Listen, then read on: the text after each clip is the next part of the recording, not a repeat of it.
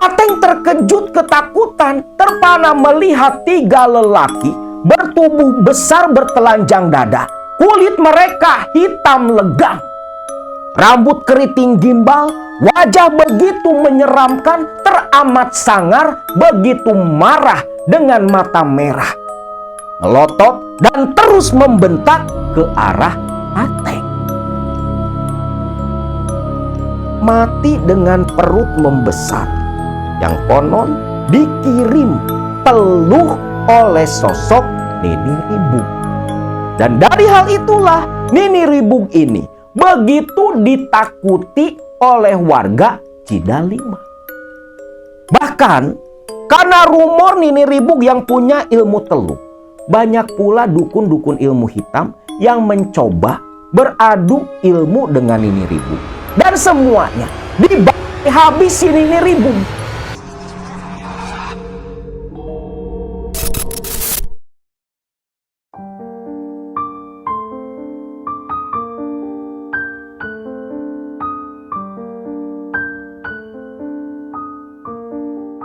Assalamualaikum warahmatullahi wabarakatuh. Salam sejahtera buat semua Baraya KMS dimanapun kalian berada. Kisah kali ini dibagikan oleh salah satu Baraya KMS yang kebetulan adalah salah satu anggota SPP atau Serikat Petani Pasundan.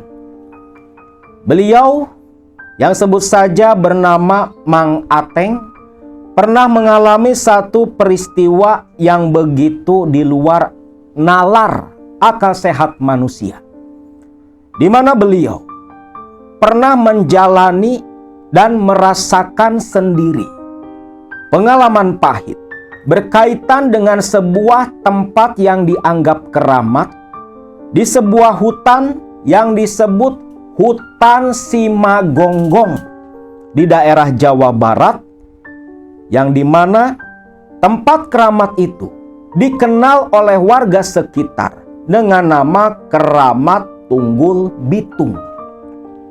Di tempat keramat itu, konon penguasa lokasi tersebut begitu jahil dan suka mengganggu warga. Bahkan pernah terjadi sebuah peristiwa di mana seorang calon pengantin, calon mempelai laki-laki hilang, diambil oleh mereka dan hampir mati menjadi tumbal si penguasa tempat keramat. Sebelum masuk ke cerita, tak lupa Akang ingatkan kembali buat Baraya semua, tekan tombol subscribe, share, bagikan video ini di media sosial kalian agar lebih banyak orang memahami dan mengerti sisi gelap dunia spiritual agar tidak terjerat dan terjerumus di jurang kegelapan. Jangan lupa pula nyalakan tombol loncengnya biar kalian semua selalu bisa menikmati cerita-cerita kisah nyata terbaru dari channel ini. Mang Ateng yang merupakan anggota Serikat Petani Pasundan. Beliau berprofesi sebagai penjual bandar pengepul hasil bumi yang membeli hasil-hasil panen dari masyarakat sekitar tempat beliau tinggal. Dari mulai singkong, umbi-umbian, padi, rempah-rempah, bahkan beliau pun memborong dan menerima berbagai jenis buah-buahan untuk dijual kembali ke pasar. Pekerjaan itu sudah Ateng geluti bertahun-tahun. Bahkan dari usaha itulah Ateng bisa menghidupi istri beserta anak-anaknya. Bahkan tak jarang pula Ateng bisa membantu di lingkungan sekitar tempat beliau tinggal. Satu saat di tahun 2008, Ateng ini dapat borongan singkong di daerah Desa Cidalima. Desa yang masih satu kecamatan dengan Desa Bojong Bentar. Waktu itu ada salah satu petani singkong memiliki lahan 1 hektar, memborongkan semua singkongnya kepada Mang Ateng. Jadi kebiasaan Mang Ateng ini, dia borong singkong dari petani, survei dulu, dipanen sendiri, lalu diangkut dan dibawa ditampung di rumah sebelum dijual ke pabrik tepung dan sejenisnya.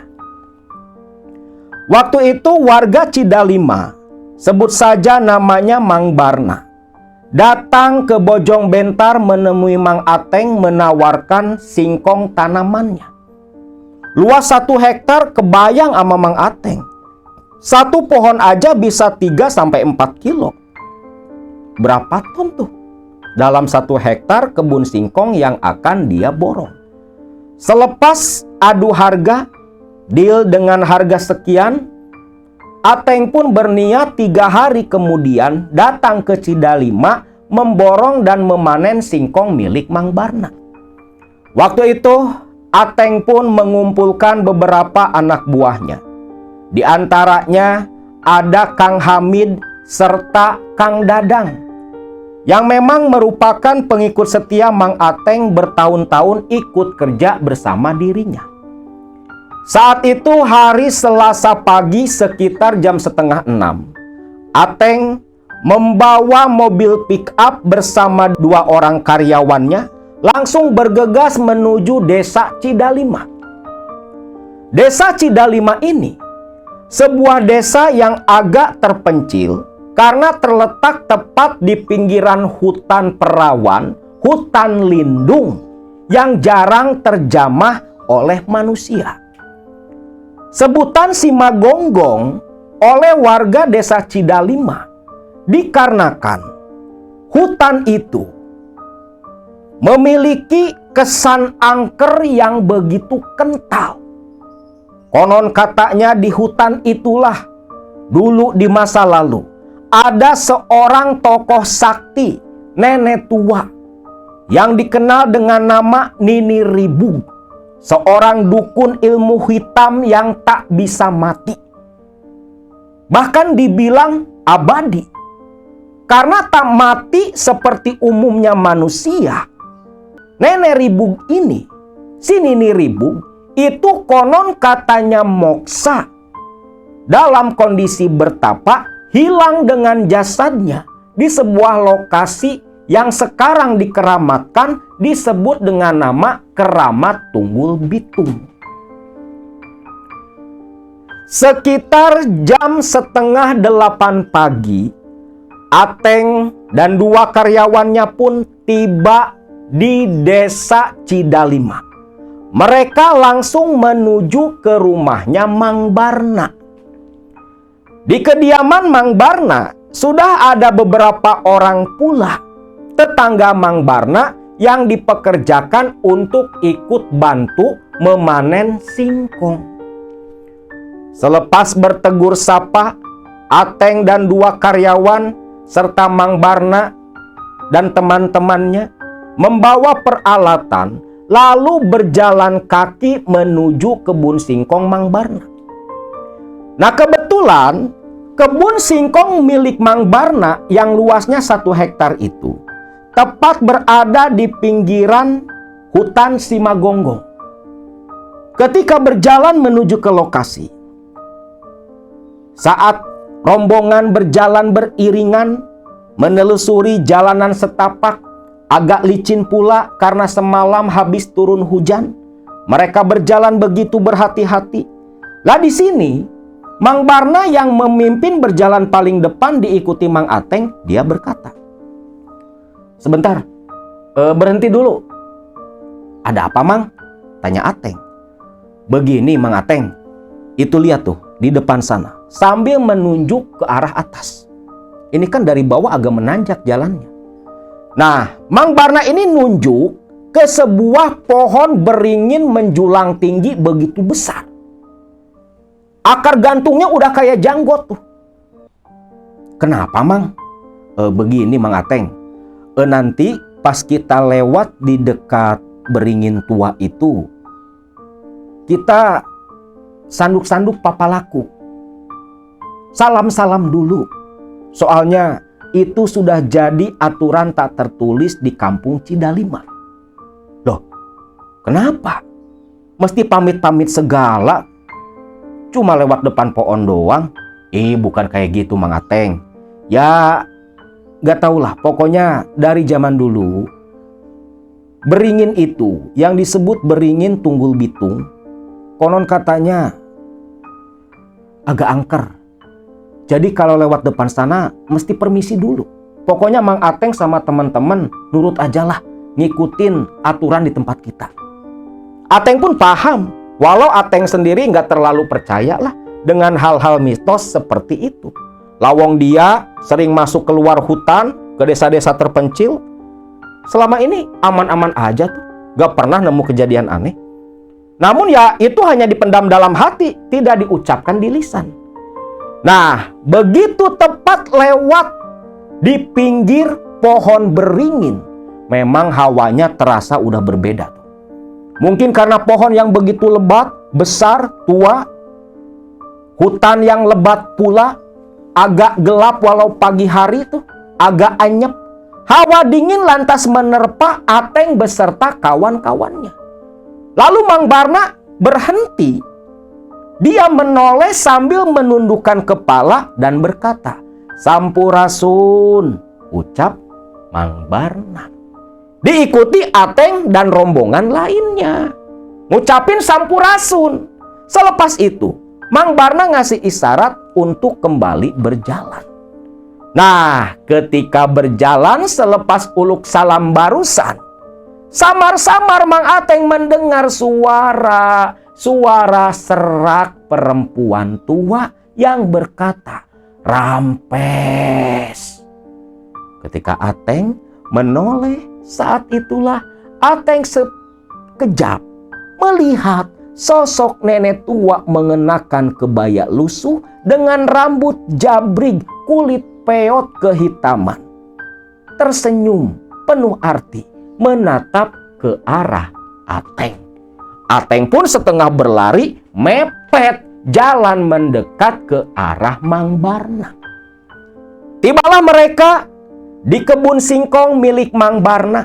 Istirahat di saung yang memang sudah ada dari dulu di sana. Menyimpan peralatan, duduk sekejap istirahat sambil menikmati bekal sebelum memanen ratusan pohon singkong yang terhampar luas di depan mereka. Selepas cukup lama beristirahat, Ateng beserta dua karyawannya dibantu Mang Barna dan tetangganya mulai memanen satu persatu pohon singkong di sana. Singkong dibersihkan dari tanah yang menempel, dimasukkan ke dalam karung. Dalam 1 jam saja, sudah ada 10 tumpukan karung penuh dengan singkong yang begitu besar. Wah, Mang Barna, panen besar ini mah euy. Ya pastilah Mang Ateng, soalnya kan tanah di pinggiran hutan ini selalu subur. Saya sendiri tak pernah pakai pupuk kimia, hanya pakai pupuk kandang. Jadi kualitas tanahnya terjamin lah. Terbukti kan, nih hasil panennya besar-besar, ucap Mang Barna sambil tersenyum. Mang Barna pun pamitan pulang, meninggalkan Ateng beserta para karyawan. Waktu itu ada sekitar 6 orang selepas ditinggal Mang Barna. Semua asik bekerja, capek ya istirahat duduk diam. Ateng pun sama. Tak terasa matahari sudah beranjak begitu tinggi. Panas mulai menyengat di tubuh Ateng beserta karyawannya. Bentar lagi udah masuk zuhur nih. Ateng pun langsung menuju ke saung. Walaupun dia yang borong singkong, tapi Ateng ini tak lantas menyerahkan semua pekerjaan kepada anak buahnya. Tetap saja Ateng pun ikut bekerja pula. Melihat ke jam tangan, sudah sekitar jam 12 siang. Anak buah Ateng beserta tetangga Mang Barna masih asik berceloteh ria sambil memanen singkong di kebun itu. Ateng pun berkata kepada Kang Hamid, Hamid, apa bos? Nanti giliran ya, saya mau balik dulu ke rumah Mang Barna. Sekalian mau mulai bawa singkong-singkong ini ke mobil. Nanti kalian nyusul, ucap Mang Ateng. Niatnya Ateng setiba di rumah Mang Barna mau ngikut sholat duhur dulu. Tubuh sudah banjir dengan keringat. 2 karung singkong dipikul oleh Ateng, berjalan menanjak ke arah pohon beringin Tunggul Bitung. Reket, reket, reket, bunyi pikulan yang membawa 2 karung singkong yang begitu berat. Napas Ateng mulai tersengal-sengal, ditambah memang badan agak kelelahan, tubuh basah dengan keringat belepot tanah. Jalan yang agak menanjak ditambah cukup licin, membuat Ateng begitu kesusahan.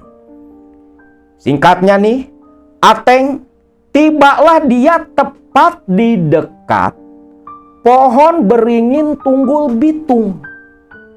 Karena sudah begitu lelah, Ateng pun berhenti. 2 karung singkong dia letakkan di pinggir jalan setapak dekat pohon beringin. Ya, ada jaraknya sekitar 5 meteran lah ke arah beringin besar itu. Ateng pun duduk menyandar ke karung singkong, membuka topi, dia kipas-kipas, menyingkirkan rasa lelah dan rasa gerah. Semilir angin di hutan Simagonggong menerpa tubuh Ateng yang panas dan kelelahan, membuat Ateng tak terasa mulai mengantuk sampai Ateng tertidur pulas. Nah, di tengah Ateng yang sedang tertidur pulas menyandar ke karung singkong, tiba-tiba ada suara bentakan menggelegar dari belakang Mang Ateng. Kurang ajar sia manusia, geus tengah poe masih wae hayoh barang gawe, ngaganggu dunungan aing sia. Yang seketika ketika Ateng membuka mata, dia menoleh tepat menghadap telapak kaki yang begitu besar yang langsung menendang dada Mang Ateng. Ateng pun terpental, tersungkur nungging di tanah hutan Simagonggong. Ateng terkejut ketakutan, terpana melihat 3 lelaki bertubuh besar bertelanjang dada. Kulit mereka hitam legam, rambut keriting gimbal, wajah begitu menyeramkan, teramat sangar, begitu marah dengan mata merah, melotot dan terus membentak ke arah Ateng. Anehnya, Ateng ketika mau teriak minta tolong ke kawan-kawannya, tak ada suara yang keluar dari bibirnya. Suara seolah teredam. Yang selanjutnya apa? 3 lelaki tinggi besar menyeramkan ini, itu mengepung Ateng, dan Ateng disiksa habis-habisan, dipukul, ditendang, sampai terakhir wajah Mang Ateng kepalanya digusruk-gusruk ke tanah hutan. Lu bayangin babak belurnya Mang Ateng kayak gimana? Di kebun Mang Barna nih, di saung, Kang Hamid, si Dadang, ama anak buah si Mang Barna nih, tetangga-tetangganya, dah pada istirahat, semua duduk di saung bersama-sama. Nah, di sini si Kang Hamid ngomong ke Dadang, "Dang, si Ateng kemana ya? Punya majikan kok nggak tahu diri. Ini udah 1 jam loh. Kok belum balik lagi kemari? Katanya mau sholat giliran. Gimana sih?" "Iya ya Mang, ini kan udah 1 jam lebih nih. Mang Ateng kemana? Jangan-jangan malah tidur di rumah Mang Barna." "Gimana tuh Kang?" ucap Dadang ke kawan-kawannya Mang Barna. "Ya udah atuh gini sekarang mah, Kang Dadang sama Kang Hamid sok duluan aja ke rumah Mang Barna. Nanti selesai sholat balik lagi kemari, kita giliran," ucap saran kawan-kawan Mang Barna. Nah, di sini Hamid dan Dadang pun setuju. Lantas Hamid dan Dadang berjalan berdua sambil memikul karung singkong menuju ke kampung Cidalima. Namun ketika mereka mendekat ke arah beringin Tunggul Bitung. Loh, Dang, itu karung singkongnya si bos kan? Iya, si bosnya kemana? Penasaran, mereka pun bergegas mendekat. Saat itulah Kang Hamid dan Dadang melihat sosok Mang Ateng pingsan nungging di bawah pohon beringin. Astagfirullahaladzim, bos, teriak Hamid, berlari mendekat ke arah Mang Ateng. Mang Ateng posisinya memang kayak orang nungging lagi sujud tuh. Bos, diguncang-guncang sama Kang Hamid. Ateng pingsan dengan wajah dan tubuh babak belur, mulutnya lecet-lecet mengeluarkan darah dengan gumpalan tanah liat di dalam bibirnya. Ya mungkin kan digusruk-gusruk tadi sama tuh setan. Khawatir dengan kondisi Ateng, Kang Hamid pun teriak. Kawan-kawan Mang Barna lantas berlarian. Akhirnya Ateng pun digotong, dibawa ke rumah Mang Barna ke kampung Cidalima. Tiba di Cidalima, melihat Ateng yang pingsan dengan kondisi tubuh mengenaskan, Barna pun kebingungan apa yang terjadi. Karena dari kondisinya, Ateng seperti dikeroyok habis berkelahi. Hamid dan Dadang yang ditanyai pun sama bingungnya. Karena sudah kondisi seperti itu.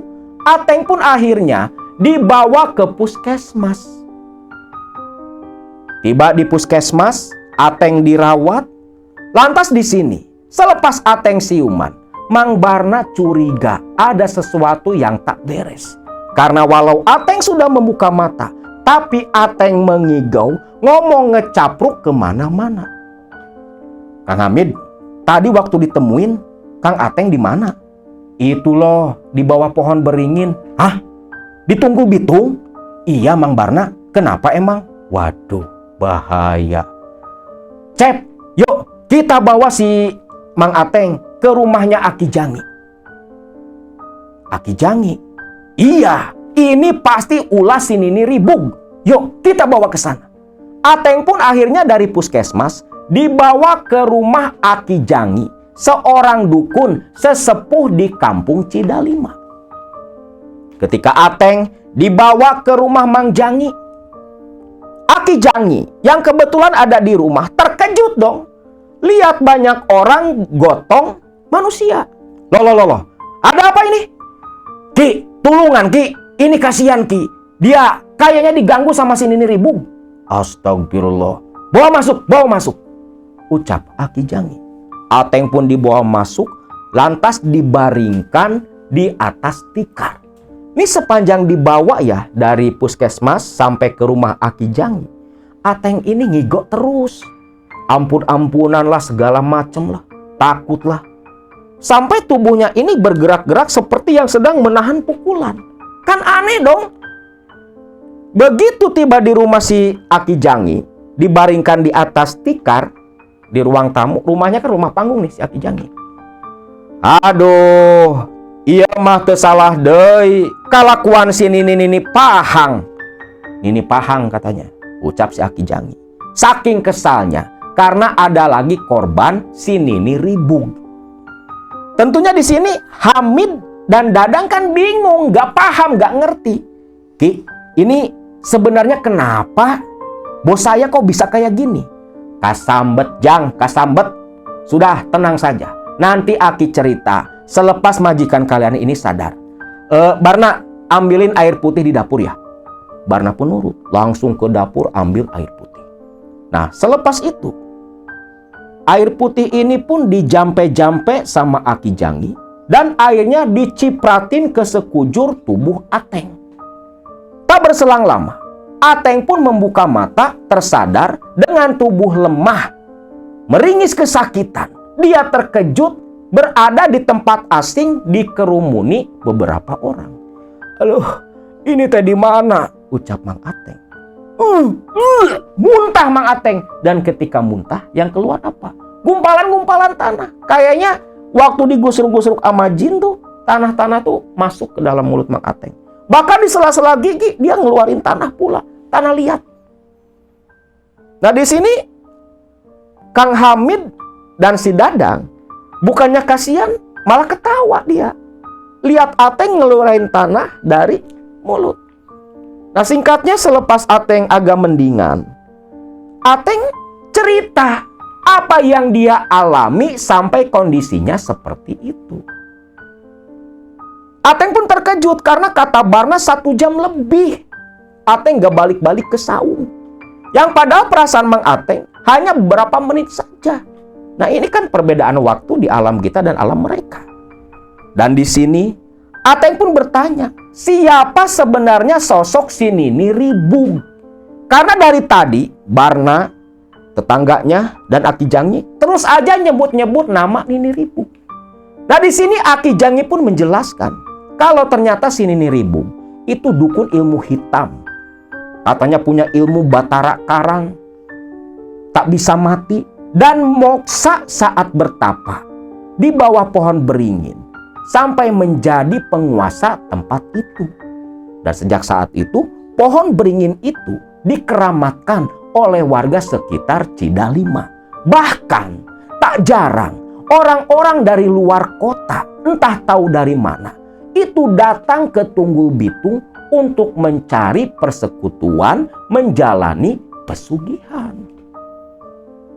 Di sini Ateng, Hamid, dan Dadang sampai geleng-geleng kepala, nggak nyangka kok ada tempat seperti itu di desa Cidalima. Bukan hanya itu, Jang Ateng, ucap Ki Jangi. Dulu, nih, si Barna saksinya. Ada salah satu warga Cidalima yang mau menikah, hampir mati pula, jadi tumbal pengantin Nini Ribung. Kok bisa, Ki? Ceritanya gimana, Ki? Begini, ucap Aki Jangi sambil duduk menyandar, menghisap tembakau yang dia linting sendiri. Semua orang terdiam, termasuk Mang Barna. Mang Barna sendiri, dia pun ikut mengenang masa lalu yang menimpa keponakannya sendiri. Ateng beserta kawan-kawannya duduk terdiam menunggu cerita dari Aki Jangi dan Mang Barna. Aki Jangi pun mewakili Barna mengisahkan kisah nyata tentang keponakan dari Mang Barna sendiri. Di mana dulu, sekitar tahun 1997, terjadi sebuah peristiwa yang menghebohkan desa Cidalima. Di mana pada waktu itu, salah satu warga Cidalima hilang lenyap tanpa jejak, diculik oleh sosok momok yang begitu menakutkan di desa tempat mereka. Sosok legendaris, urban legend masa lalu yang tak lekang oleh waktu. Teror keangkerannya, teror keseramannya diwariskan dari mulut ke mulut, didukung pula berbagai saksi mata yang pernah merasakan sendiri keangkeran keramat Tunggul Bitung. Sosok Nini Ribung adalah salah satu warga asli yang pertama kali tinggal di desa Cidalima. Yang konon katanya menurut sesepuh di sana, Nini Ribung ini dulunya warga biasa-biasa saja.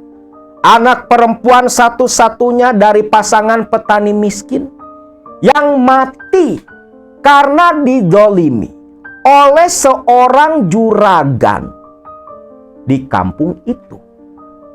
Dari situlah Nini Ribung menyimpan dendam.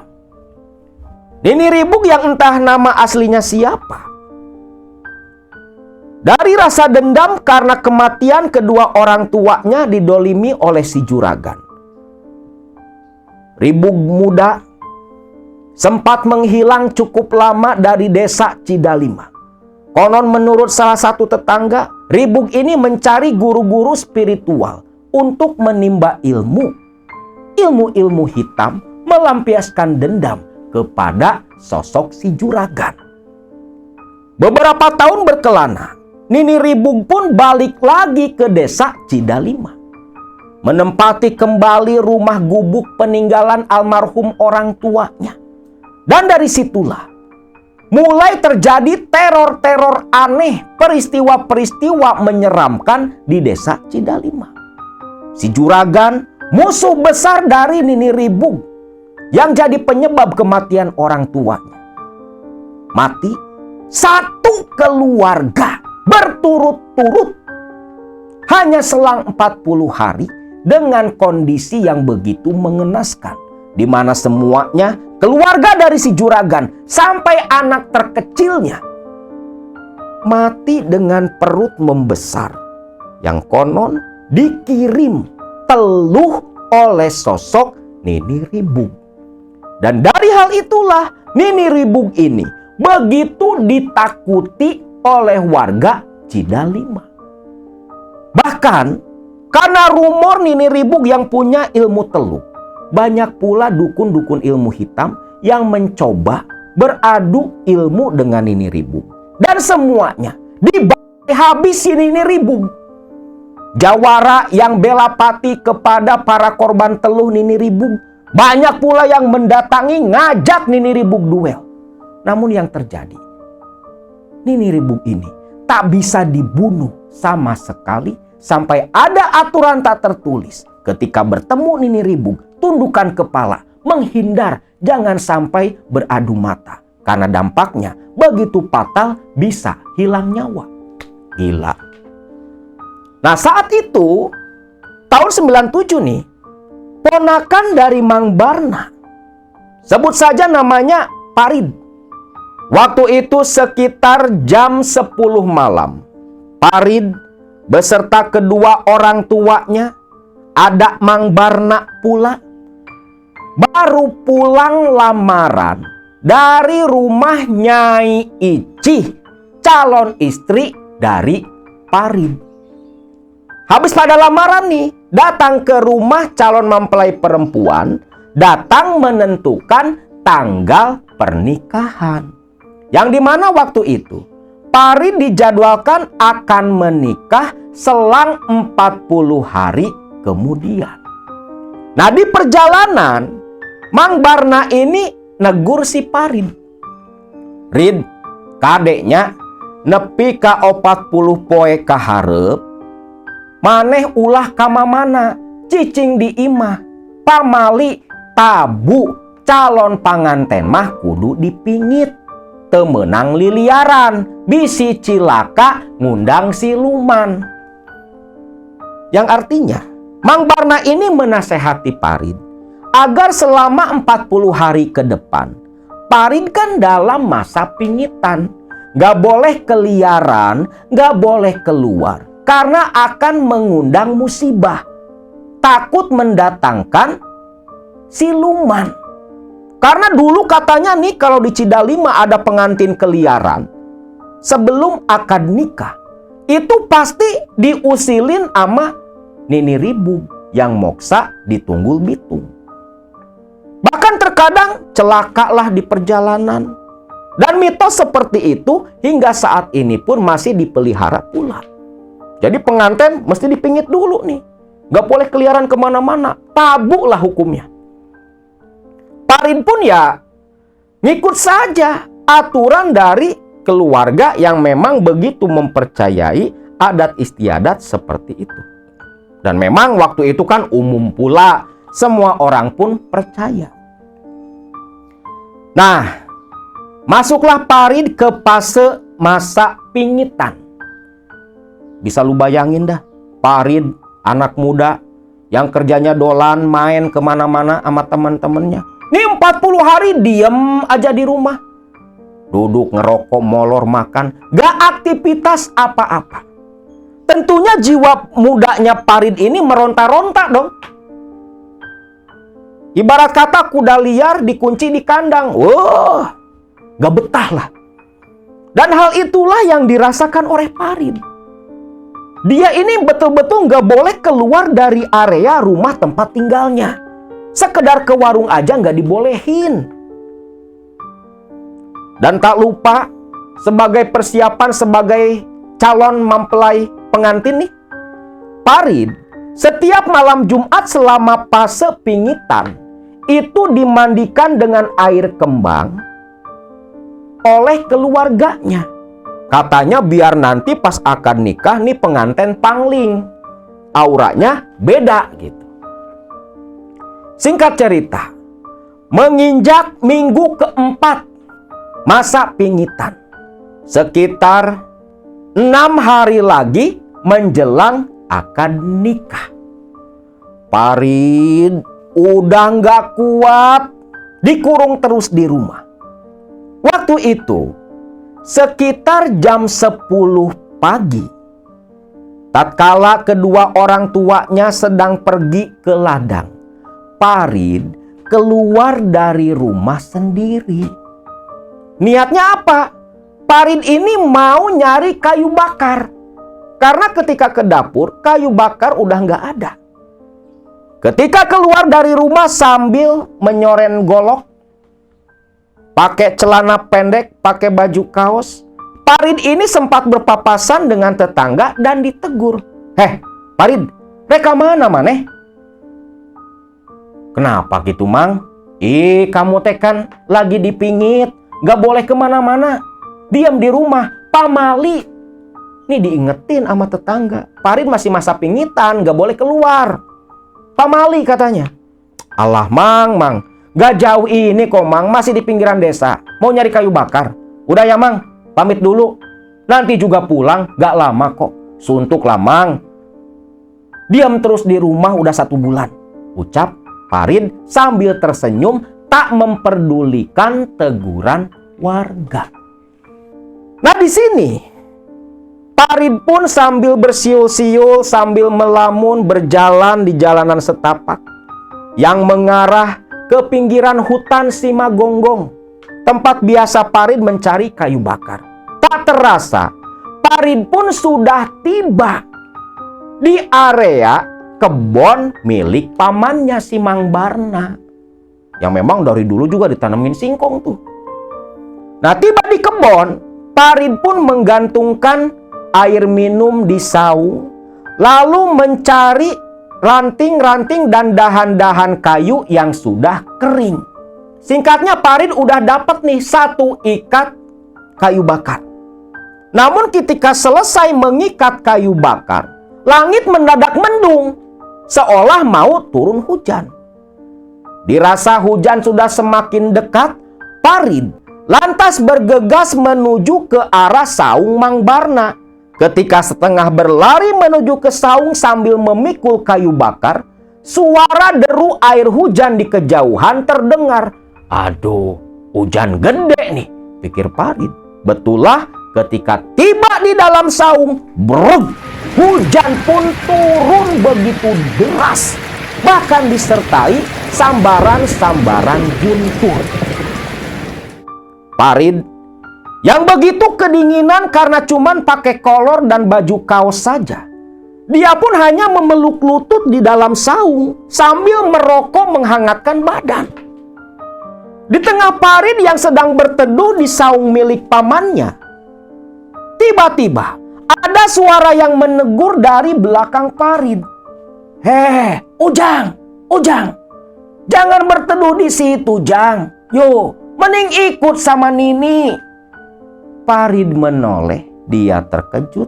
Ada sosok nenek tua berpayungkan daun pisang, hujan-hujanan ngajak Farid ikut dengan dirinya. Nini teh dari mana?" "Dari rumah Ujang. Yuk ikut sama Nini, jangan berteduh di sini." Nah, ketika beradu pandang dengan nenek tua ini, entah kenapa Farid ini ya kayak orang yang dihipnotis loh.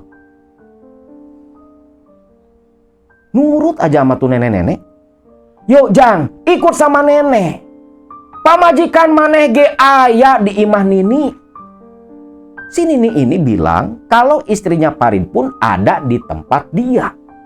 "Loh, si Ici?" "Iya, calon istrimu itu ada juga di rumah Nini. tadi nyusul kamu kehujanan berteduh di rumah Nini. Ayo Jang, kamu ikut sama Nini.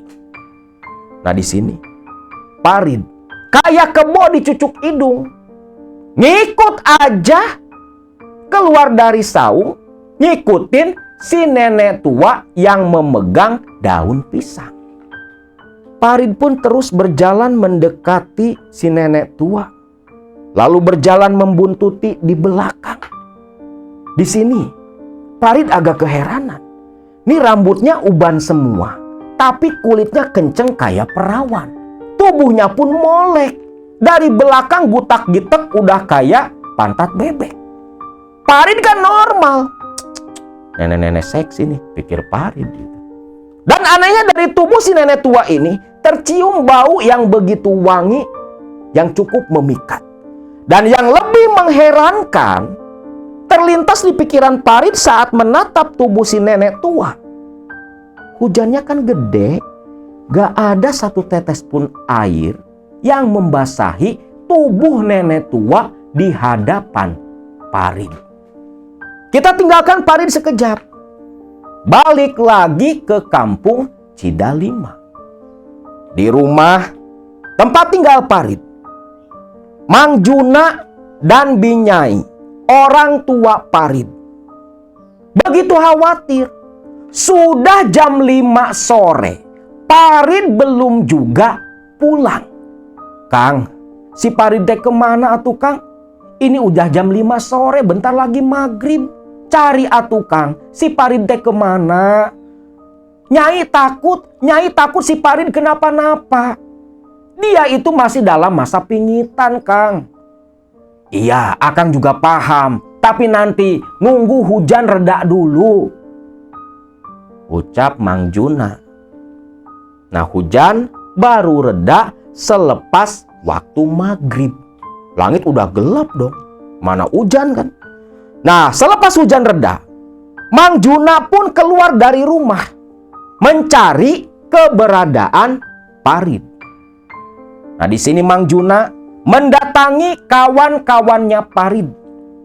Namun tak ada satupun teman-teman Parid yang merasa bertemu dengan Parid. Tak sampai di situ, Mang Juna pun mendatangi satu persatu saudaranya. Takutnya Parid main ke rumah saudaranya, termasuk datang ke rumah Mang Barna. Nah, Barna, kamu lihat si Parid nggak? Si Parid? Bukannya si Parid di rumah, Kang? Nggak ada, Barna. Akang sudah datengin kawan-kawannya, uak-uaknya, sepupu-sepupunya. Tak ada yang ketemu sama si Parid.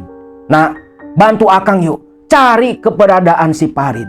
Akang makin khawatir. Ini bentar lagi udah mau jam 9. Takut terjadi apa-apa sama si Parid, ucap Mang Juna dengan nada yang memang begitu khawatir.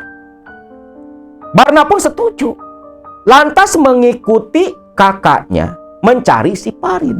Nah, papasanlah nih Mang Juna sama tetangga yang tadi pagi negur Parid. Loh, Mang Juna, Mang Barna, mau pada kemana? Kang, lihat si Parid, Kang. Si Parid? Emang si Paridnya belum pulang? Kemana gitu? Ya itu, sampai sekarang belum ada pulang ke rumah. Barangkali Akang lihat. Tadi pagi mah lihat. Udah saya tegor, katanya si Parid teh mau nyari kayu bakar. Kayu bakar? Yang bener Kang? Bener Mang Juna. Nah, baru pada sadar nih 3 orang. Diam seketika, tegang wajahnya. Satu kata terlintas dalam pikiran mereka, leweng atau hutan Simagonggong. Dan terlintas satu nama, Nini Ribung. Waduh, Kang, jangan-jangan? Astagfirullah, gimana atuh Barna? Jangan-jangan si Parid teh. Tenang dulu Kang Juna, tenang. Kita ke rumah si RT Rodili dulu. Kita laporan, minta tolong si RT sama warga buat nyari keberadaan si Parid. Juna setuju. Akhirnya Mang Juna, Mang Barna, dan tetangga yang tadi tuh, mereka bertiga berjalan bersama menuju ke rumahnya RT Rodili. Tiba di rumah si Mang Rodili, ketua RT setempat, Mang Juna pun laporan tentang hilangnya si Parid. Tenang, sabar dulu Mang Juna. Jangan terlalu khawatir. Sekarang Mang Juna, Mang Barna sama kamu Cep ke pos kamling dulu. Saya mau nemuin si Dadan, Komandan Hansip. Kita kumpulkan warga. Kita cari si Parin sama-sama, ucap Rodili. Rodili bawa senter langsung menuju ke rumah Kang Dadan, Komandan Hansip di desa Cidalima. Sedangkan Juna dan yang lain itu ke pos ronda. Tak lama Rodili dan si Komandan Hansip, Kang Dadan, sudah menuju ke pos ronda pula. Lalu memukul kentongan sambil teriak mengumpulkan warga. Satu persatu warga Cidalima berdatangan. Lah di sini RT Rodili pun menjelaskan tentang hilangnya Parin. Walau belum 1 kali 24 jam, tapi karena mitos tentang Nini Ribuk yang suka ganggu. Terlebih si Parin ini kan pengantin masih dalam masa pingitan. Ada ketakutan di pikiran si Pak RT dan warga yang lain. Maka warga khususnya laki-laki nih, perempuan suruh pulang semua. Itu bersama-sama menyisir area sekitaran desa Cidalima. Bahkan sampai menyisir pula ke pinggiran Leweng Simagonggong. Sambil teriak-teriak memanggil Parin. Sampai tengah malam, tak ada petunjuk sedikit pun tentang di mana keberadaan Parin.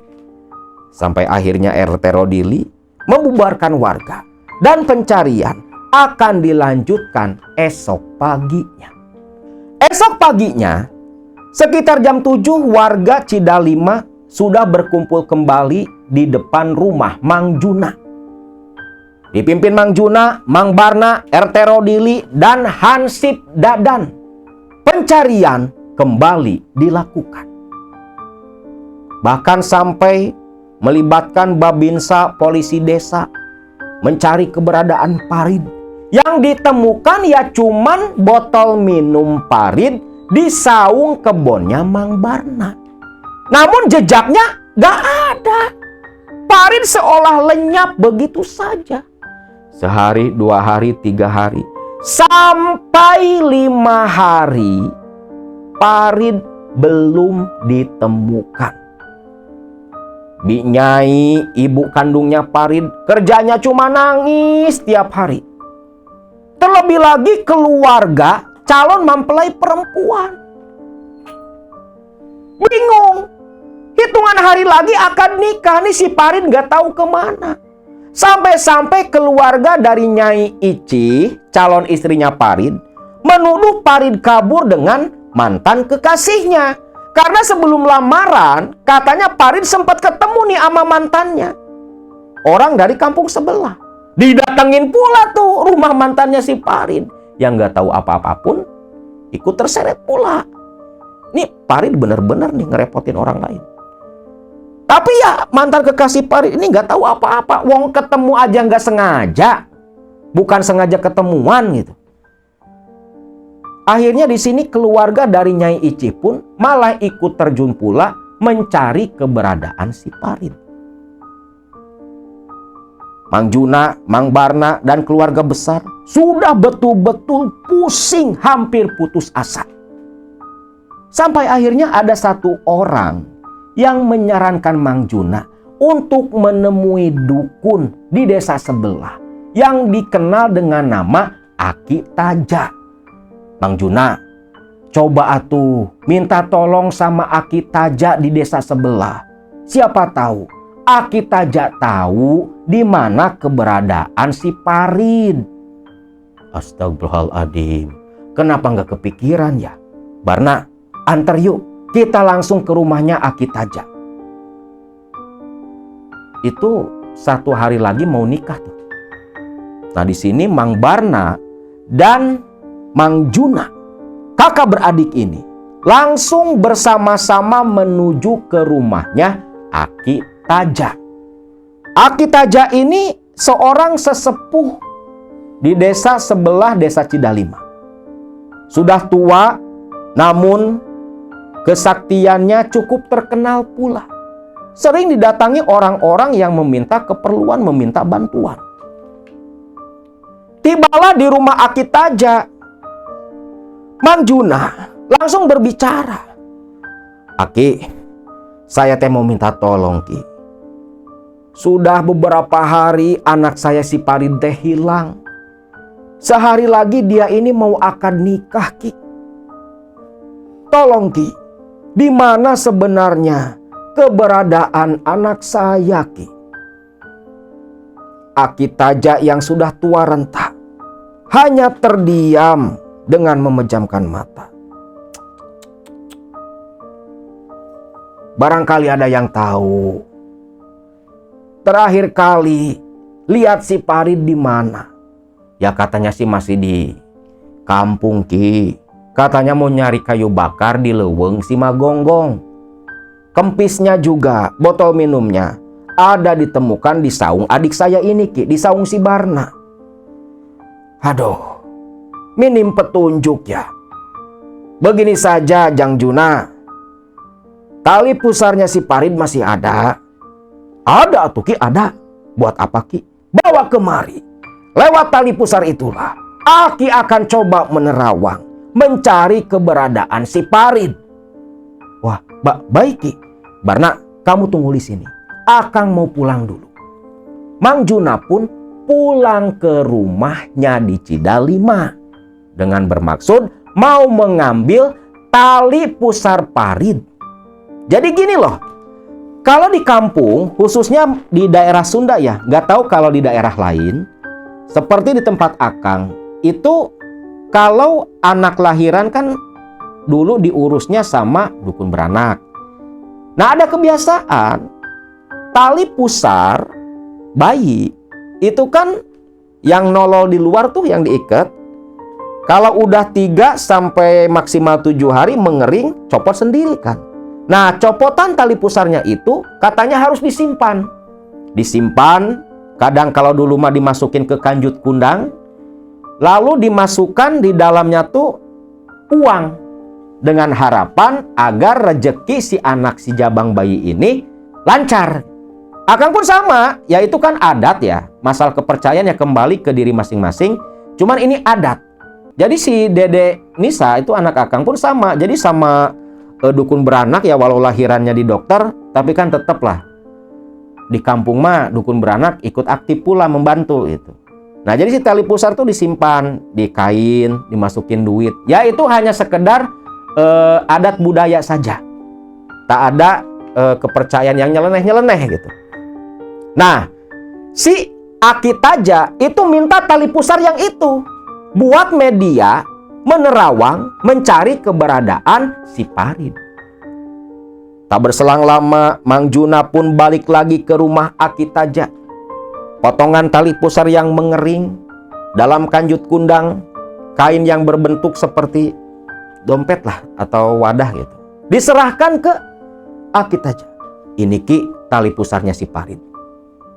Bagus, kalau gitu tunggu sebentar. Aki mau coba terawang dulu, ucap Aki Taja yang langsung meninggalkan Mang Juna serta Mang Barna. Aki Taja pun masuk ke dalam kamar. Setengah jam kemudian Aki Taja keluar. Gimana Ki? Aduh Jang, si Parid teh masih keneh aya. Terjauh ti Cidalima. Di leuweung si Magonggong. Disumputkeun ku si Nini Ribug, dibawa ke alamna, di Karamat Tunggul Bitung. Jadi kata si Aki Taja, Parid ini masih ada, masih di Cidalima. Cuman di alam yang berbeda, disembunyikan sama Nini Ribug di Keramat Tunggul Bitung. Aduh, terus gimana Ki? Ya gimana lagi? Harus kita jemput. Karena telat 2 hari saja, si Parid selamanya akan tinggal di alam sana. Jadi tumbal pengantin si Nini Ribug. Waduh, tolong atuh Ki, tolong si Parid Ki. Aki sudah tua renta. Aki nggak bisa langsung bantu. Tapi jangan takut. Ada anak Aki si Jangi. Biar nanti si Jangi yang membantu menyelamatkan si Parid anakmu. Barna, kamu tahu kan rumah si Jangi? Tahu Ki. Sekarang pergi ke sana, temuin si Jangi, bilang disuruh Aki selamatin tuh si Parid. Iya Ki. Lantas Barna serta Mang Juna pamitan dari rumah Aki Taja menuju ke rumah Kang Jangi, anak bungsu Aki Taja.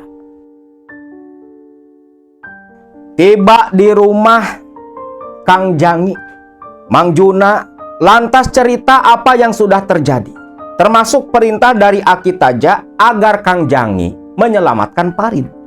Ya sudah tuh, kalian berdua tunggu sebentar, saya mau ngambil persiapan dulu. Nah, si Kang Jangi lantas masuk ke dalam rumah, tak lama keluar membawa kantong goni. Lalu mereka bertiga berjalan bersama langsung menuju ke desa Cidalima. Tiba di Cidalima, di rumahnya Mang Juna. Kang Jangi berkata, Kang Juna, coba carikan ayam jago. Buat apa, Kang?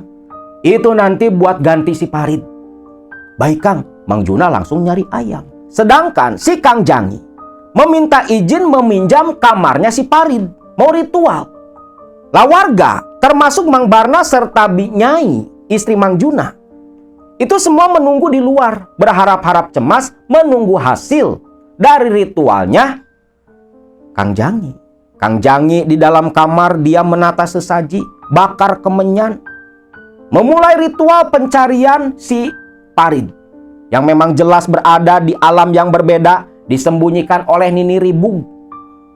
Cukup lama ritual dilakukan sampai tak terasa waktu sudah tepat sekitar jam 5 sore. Udah mau maghrib nih. Baru si Kang Jangi keluar dari kamarnya Parid. Gimana, Kang? Sekarang kalian semua ikuti saya. Kang Barna, coba itu ambil sesaji di dalam kamar. Bawa. Baik, Kang. Barna dibantu tetangga ngambil sesaji. Dan bersama-sama dipimpin Kang Jangi menuju ke Leweng Simagonggong. Ke hutan Simagonggong. Yang dituju ternyata kebon singkong Mang Barna. Lah di situ di saung nih, si Kang Jangi itu langsung menggelar sesaji lagi di sana. Arang dibakar, membakar kemenyan langsung di situ. Langit sudah mulai agak gelap. Udah menjelang maghrib nih, waktu sandekala di mana para dedemit, terlebih ini di sarangnya, pada keluar beraktivitas. Malam di kita, siang di alam mereka. Nah, Kang Jangi lantas turun dari saung ke tengah kebun singkong, lalu memilih 7 orang laki-laki, termasuk Mang Juna, Mang Barna. Ke-7 orang laki-laki ini disuruh azan. Adan 7, adan 7. Jadi 7 orang azan menghadap ke arah yang berbeda. Dan di tengah-tengah si Kang Jangi itu menggelar sajen dan kemenyan serta ayam. Ritualnya seperti itu katanya tuh. Nah, mulailah nih si Mang Barna, Mang Juna, 7 orang lelaki mengumandangkan azan berbarengan. Nah, ketika azan dikumandangkan, datang angin kencang, begitu menyeramkan, membuat siapapun yang ada di sana, di lokasi tempat ritual, semua dicekam rasa ketakutan. Bahkan warga samar-samar mendengar suara ramai, seolah bukan di tengah hutan, tetapi seperti sedang berada di tengah pemukiman. Selepas selesai azan, disambung iqomah, Kang Jangi langsung berdiri sambil ngelek ayam jago. Sekarang kalian ikuti saya, ucap Kang Jangi. Semua orang pun menurut mengikuti si Kang Jangi. Yang dituju tak lain pohon beringin Tunggul Bitung. Tiba di dekat pohon beringin Tunggul Bitung yang terasa begitu angker malam itu. Kang Jangi kembali membakar kemenyan di sana, lalu menyembelih si ayam jago sambil berkata, He nini ribung, kula turunanana Aki Winarta, nu muka ieu lembur. Kok bawa ieu hayam, pulangkeun si Parid anak kaula. Ucap Kang Jangi. Lah di sini tuh pohon beringin katanya nih kayak kena gempa. Goncang tuh pohon. Ampe warga yang berdiri tegang ketakutan itu saling berpegangan tangan. Bahkan ada yang sampai jatuh nyungsruk tuh di sana. Lalu Kang Jangi berkata kepada semua orang untuk berteriak bersama-sama memanggil Parid. Lah di sini dipimpin Kang Jangi, semua orang pun teriak, "Parid, Parid, mulang Rid, balik, balik." Teriak semua orang berbarengan. Tak berselang lama, Kang Jangi pun menengadahkan kepala. Tuh, si Parid geus balik. Semua orang pun menatap ke arah yang ditunjuk oleh Kang Jangi. Yang ketika semua menatap, heran, sosok si Parid sudah ada mengerang lemah kesakitan, tersangkut di dahan pohon beringin. Aksi penyelamatan evakuasi yang begitu epik pun terjadi. Warga sebagian lari dulu ke Cidalima, datang lagi bawa tambang.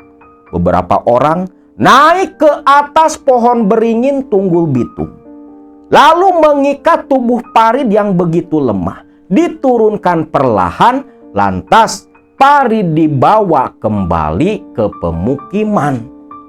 Parid kentara sekali, tubuhnya begitu lemah tak bertenaga, pucat pasi seperti mau mati.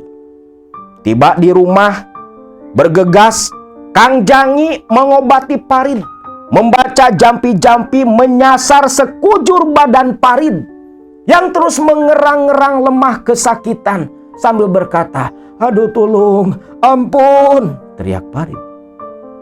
Selepas itu Parid diberi air jampi yang ketika air perlahan diminum oleh Parid, Parid lantas duduk muntah.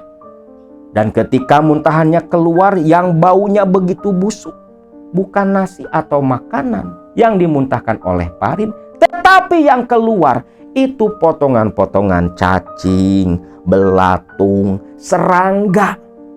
Seolah selama 7 hari itu Parid yang hilang dibawa oleh Nini Ribung diberi makan serangga, cacing, belatung oleh mereka penghuni keramat Tunggul Bitung. Selepas Parid agak pulih, Parid pun ditanggap nih, ditanyain sama Mang Juna, Mang Barna. Dan warga pun penasaran apa yang dialami Parid. Kang Jangi pun masih di sana karena takut si Parid diculik lagi sama Nini Ribung. Nah disinilah dengan terbata-bata Parid pun bercerita.